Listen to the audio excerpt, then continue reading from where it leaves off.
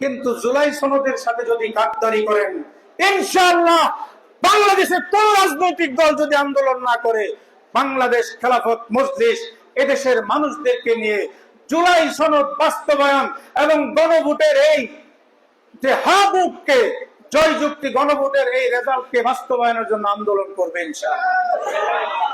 কিন্তু শপথ নেওয়ার আগেই বাটপারি শুরু করে দিয়েছে।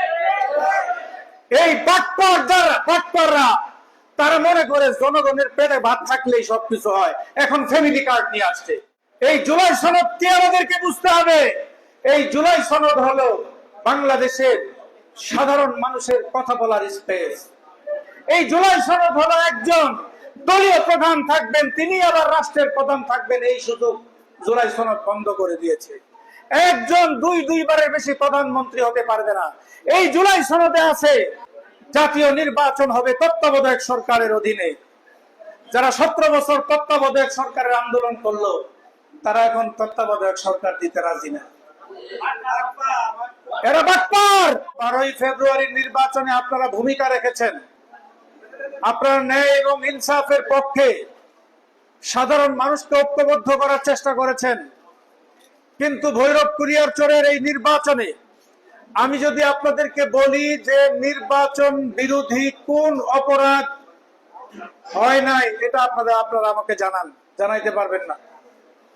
ব্যালট ছিনতাই করা হয়েছে, ব্যালটে তারা ভোট ছাপিয়েছে, কেন্দ্র দখল করেছে, আমাদের এজেন্টদেরকে বের করেছে, আমাদের বাইরে আমাদের যারা কর্মী ছিল তাদেরকে নির্বাচন কেন্দ্রের বাইরে তাদেরকে দাঁড়াতে দেয়নি। ভয় ভীতি দেখানো হয়েছে, এজেন্টের বাড়ি বাড়ি গিয়ে তাদেরকে ভীতি প্রদর্শন করা হয়েছে। আমাদের শ্রীনগরে প্রত্যেকটা কেন্দ্রে আমরা জয়যুক্ত হয়েছি।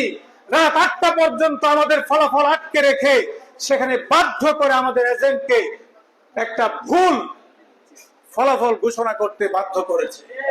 প্রশাসনের প্রিজাইডিং অফিসাররা তারা নিজেরা ভোট মেরেছে, ভোট ছাপিয়েছে, জাল ভোটের ছড়াছড়ি ছিল। এই সব কিছুর পরেও আমরা নীরবে এই নির্বাচনটা মেনে নিয়েছিলাম। কথা ঠিক না? আমরা কি প্রতিবাদ করেছি? আমরা সংবাদ সম্মেলন করে ফলাফল প্রত্যাখ্যান করি নাই, একটাই কারণে যে আমি জয়যুক্ত হতে পারি নাই, কিন্তু যারা জয়যুক্ত হয়েছে তারা জনগণের সাথে ওয়াদাবদ্ধ হয়েছে যে তারা জুলাই সনদ বাস্তবায়ন করবে। তারা গণভোটে ভোট দেওয়ার জন্য জনগণের কাছে বলছে, হাত জোর করে বলেছে। বর্তমান প্রধানমন্ত্রী তারেক রহমান বগুড়ার জনসভায় বলেছিলেন, দয়া করে গণভোটে ভোট দিয়ে।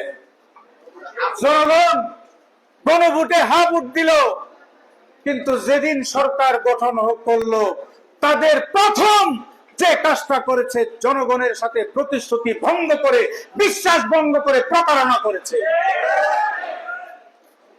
গণভোটে জয়যুক্ত হয়েছে হ্যাঁ ভোট, জুলাই জাতীয় সনদ বাস্তবায়ন হবে। আর জুলাই জাতীয় সনদকে বাস্তবায়ন করতে হলে সংস্কার কমিশনের শপথ নিতে হবে, এটা জুলাই জাতীয় সনদে আছে। কিন্তু শপথ নেওয়ার আগেই বাটপারি শুরু করে দিয়েছে। এই বাটপাররা তারা মনে করে জনগণের পেটে ভাত থাকলেই সবকিছু হয়, এখন ফ্যামিলি কার্ড নিয়ে আসছে। জনগণের ভাতের অধিকারের চেয়েও ভোটের অধিকার বেশি গুরুত্বপূর্ণ। এই জুলাই সনদ কি আমাদেরকে বুঝতে হবে। এখন মানুষকে ভোট অধিকার দিতে তারা রাজি না, মানুষকে বাক স্বাধীনতা দিতে রাজি না, মানুষকে মৌলিক অধিকার দিতে রাজি না, মানুষকে খালি ভাত দিতে চাও ফ্যামিলি কার্ড দিয়ে। সুতরাং আমরা বলতে চাই, ফ্যামিলি কার্ড দিয়েছেন ভালো কথা, আমরা অ্যাপ্রিশিয়েট করি, আমরা ভালো বলি, কিন্তু জুলাই সনদের সাথে যদি গাদ্দারি করেন, ইনশাআল্লাহ বাংলাদেশের কোন রাজনৈতিক দল যদি আন্দোলন না করে, বাংলাদেশ খেলাফত মজলিস এদেশের মানুষদেরকে নিয়ে জুলাই সনদ বাস্তবায়ন এবং গণভোটের এই যে হাবুককে জয়যুক্তি গণভোটের এই রেজাল্টকে বাস্তবায়নের জন্য আন্দোলন করবে ইনশাআল্লাহ। আপনারা থাকবেন তো ইনশাআল্লাহ? জুলাই সনদের মধ্যে এদেশের ইসলাম এবং ইনসাফ নিহিত। কারণ জুলাই সনদের যে ভূমিকা, এর মধ্যে হেফাজতের পাশি মের ইতিহাস আছে, এখানে 47-এর ইতিহাস আছে, এখানে 71-এর ইতিহাস আছে, এখানে 24-এর রক্তদানের ইতিহাস আছে। আপনারা ক্ষমতায় আসছেন 24-এর এই জুলাই আন্দোলনের মধ্য দিয়া, আজকে জুলাই যোদ্ধাদেরকে আপনারা পছন্দ করেন না। এই বিশ্বাসঘাতকতা করে হাসিনা টিকতে পারছে, আপনারাও পারবেন না। সুতরাং আমরা বলতে চাই, আগামী 12 তারিখে সংসদের অধিবেশন হবে, জুলাই সনদ বাস্তবায়নের উদ্যোগ নেন, গণভোটের রেজাল্টকে মূল্যায়ন করেন। যদি না করেন, ভবিষ্যৎ ভালো হবে না ইনশাআল্লাহ।